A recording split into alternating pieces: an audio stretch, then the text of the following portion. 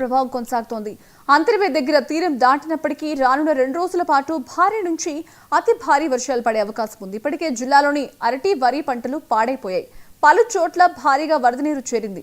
లోతట్టు ప్రాంతాలు జలమయమయ్యాయి. తుఫాన్ నేపథ్యంలో ప్రస్తుతం తూర్పు గోదావరి జిల్లాలో పరిస్థితులు ఎలా ఉన్నాయో మా ప్రతినిధి వెంకట్ వివరిస్తారు. ఎట్టకేలకు మొంతా తుఫాన్ అయితే తీరం దాటింది. ఈ సముద్ర తీర ప్రాంత వాసులంతా కూడా ఎంతో ఆందోళన పడిన పరిస్థితులు అయితే ఉన్నాయి. ఎందుకంటే విపత్తు నిర్వహణ శాఖ ముందస్తుగా ఈ తుఫాను కోసం హెచ్చరికలు జారీ చేసిన నేపథ్యంలో ఏదైతే బంగాళాఖాతంలో ఏర్పడిన తుఫాను కాకినాడ వద్ద తీరం దాటుతుందని చెప్పి నిన్నటి వరకు చెప్పారు. అదేవిధంగా ఏదైతే మన కృష్ణా జిల్లా కళింగపట్నం అన్నారు, మచిలీపట్నం అన్నారు, ఈ తీర ప్రాంత వాసులంతా కూడా తుఫాను తీరం దాటే వేళల్లో ఎక్కువ గాలులు వేస్తాయి, అదేవిధంగా అధిక వర్షపాతం నమోదవుతున్న నేపథ్యంలో చాలా ఆందోళన పడిన పరిస్థితులు అయితే కనపడ్డాయి. ఈ నేపథ్యంలో నిన్న అర్ధరాత్రి అయితే పశ్చిమ గోదావరి జిల్లా అంతర్వేద వద్ద అయితే తీరం దాటింది. ఇప్పుడైతే కనుక ఈ చుట్టుపక్కల మొత్తం ఒక 15 జిల్లాల వరకు కూడా ఈ తుఫాను ప్రభావం అయితే ఉంటుందని చెప్తున్నారు.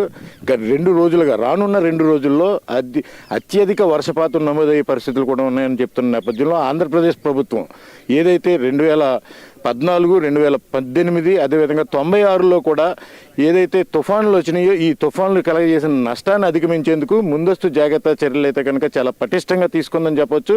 జిల్లా యంత్రాంగాన్ని అంతటినీ కూడా ముందస్తుగానే ఎక్కడికక్కడ మేల్కొలిపి ఆయా కలెక్టర్ల ద్వారా లోయర్ క్యాడర్ని అంతటినీ కూడా అప్రమత్తం చేసింది. ఎక్కడికక్కడ మెడికల్ టీమ్స్ అదేవిధంగా పునరావాస కేంద్రాలను ఏర్పాటు చేశారు. ఇవన్నీ ఏర్పాటు చేసి ముందస్తు జాగ్రత్త చర్యలు అయితే తీసుకున్నారు. ఇంకా తూర్పుగోదావరి జిల్లాకు వస్తే ఏదైతే ఈ సముద్ర తీరానికి చేరువలో ఉన్నాయి, ఒక 50 కిలోమీటర్ రేడియస్లో ఉన్నాయో ఈ భాగం అంతా కూడా అత్యధిక వర్షపాతం నమోదయ్యే నేపథ్యంలో అదేవిధంగా గత 2 రోజులుగా కూడా వీస్తున్న ఈదురుగాలులు, అత్యధికంగా వీస్తున్న ఈదురుగాలులు, నిరంతరం కురుస్తున్న వర్షాల వల్ల సుమారుగా ఒక పక్క చూస్తే ఈ పశ్చిమ గోదావరి జిల్లా తీరానికి సంబంధించి ఒక పక్క నిడదవోలు కావచ్చు, మరొక పక్క గోపాలపురం కావచ్చు, ఈ 2 నియోజకవర్గాలకి సంబంధించి చాలా వరకు పంట పొలాలు నష్టపోయిన రైతులు ఉన్నారు. వరి పంట పొలాలు చేతికి వచ్చిన తర్వాత ఈ నేల కొరిగిపోయిన పరిస్థితులు ఉన్నాయి. మరికొన్ని చోట్ల చూస్తే చెట్లు పడిపోయినాయి. అదేవిధంగా గోపాలపురంలోని ఒక ఎంపీపీ స్కూల్ వద్ద కూడా గోడ పడిపోయిన పరిస్థితులు కూడా మనం చూసాం. మరొక పక్క చూస్తే గోపాలపురం వద్ద ఉన్న ఎర్ర కాలువ ఇది కొవ్వూరు నియోజకవర్గాన్ని, అదేవిధంగా ఈ గోపాలపురం నియోజకవర్గాన్ని, నిడదవోలు వద్ద ఉన్న ఈ ఎర్ర కాలువ 3 నియోజకవర్గాలని టచ్ చేస్తూ వెళ్తుంది. ఒకవేళ వర్షపాతం రేపు ఎల్లుండ వర్షపాతం అత్యధిక వర్షపాతం నమోదైతే కనుక ఎర్ర కాలువ మరింత ఉగ్ర రూపం దాలిస్తే ఒక 23 గ్రామాలు నీట మునిగే పరిస్థితి ఉంది.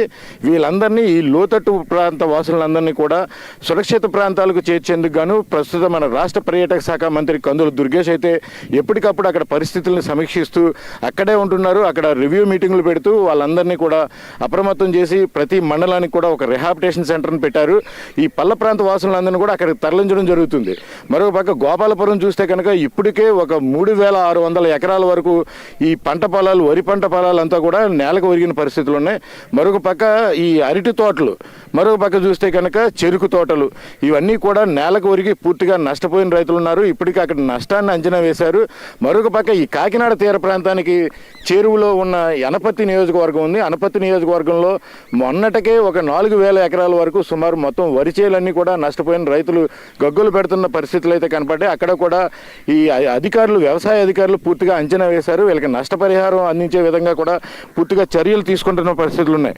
ఈ తుఫానుకు సంబంధించి ముందస్తుగా ఒక పక్క ముఖ్యమంత్రి చంద్రబాబు నాయుడు కావచ్చు, మరొక పక్క ఉప ముఖ్యమంత్రి పవన్ కళ్యాణ్ కావచ్చు, ఎప్పటికప్పుడు సమీక్షా సమావేశాలు నిర్వహిస్తూ అధికారులందరినీ అప్రమత్తం చేస్తూ ఈ గత 2 రోజులుగా కురుస్తున్న భారీ వర్షాలకు, ఈదురుగాలులకు జరిగిన నష్టాలను, ఒక పక్కల చెట్లు పడిపోయినాయి రహదారులకి అడ్డంగాను, మరొక పక్క కరెంట్ స్తంభాలు మొత్తం నేల కొరిగిపోయి విద్యుత్ అంతరాయం కలిగిన పరిస్థితులు కనబడుతున్నాయి. ఇవన్నిటిని కూడా యుద్ధ ప్రాతిపదికన మొత్తం ఎక్కడికక్కడ తక్షణమే వీటిని మొత్తం పునరుద్ధరించాలని చెప్పేసి కూడా చెప్పడం జరిగింది. ఈ పునరుద్ధీకరణ యుద్ధ ప్రాతిపదికన జరగాలని చెప్పి అధికారులను ఆదేశించడం జరిగింది. మరొక పక్కన ముఖ్యమంత్రి చూస్తే క్యాడర్ వద్ద నుండి కూడా లీడర్ వరకు వరకు కూడా ప్రతి ఒక్కరు ఈ తుఫాను ఎఫెక్టెడ్ ఈ ప్రాంతాలు ఎక్కడైతే ఉన్నాయో ఆ ప్రాంతాలన్నింటిలో కూడా సహాయ చర్యల్లో ప్రతి ఒక్కరు కార్యకర్తల దగ్గర నుంచి అధికారుల దగ్గర నుంచి అందరూ అప్రమత్తమై ఉండాలని చెప్పారు. ఎక్కడ ప్రాణ నష్టం కలగకుండా వాటిల్లకుండా ఉండేలా చూడమని చెప్పారు. ఇదంతా విజయవంతమైందని చెప్పొచ్చు. రానున్న 2 రోజుల్లో కూడా ఈ భారీ నుంచి అతి భారీ వర్షాలు కురిస్తే కనుక ఏర్పడే నష్టాన్ని అయితే పూర్తిగా నివారించేందుకు రాష్ట్ర ప్రభుత్వం చాలా పటిష్టమైన చర్యలు తీసుకుంది.